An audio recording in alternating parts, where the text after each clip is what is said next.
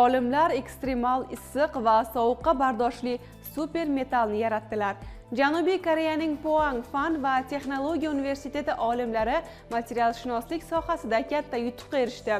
Ular Selsiy bo'yicha 196 daraja sovuqdan 600 daraja issiqqacha bo'lgan haroratlar oralig'ida o'z xususiyatlarini saqlab qoluvchi qotishmani ishlab chiqdi. Yangi yuqori entropiyali nikel asosida qotishma giperadaptor nomini oldi. Uning asosiy xususiyati har qanday harorat o'zgarishlarida mexanik xususiyatlarni barqarorligidir. Bu ilgari metal materiallar uchun imkonsiz deb hisoblanardi. Bunday xususiyatlarning siri qotishma tarkibida bir tekis taqsimlangan L1 nano o'lchamidagi zarralardir. Bu mikroskopik elementlarni mustahkamlovchi karkas vazifasini bajaradi va deformatsiyaning oldini oladi. Ushbu yangilik o'ta muhim harorat tebranishlariga duch kelinadigan sohalarda qo'llanilishi mumkin.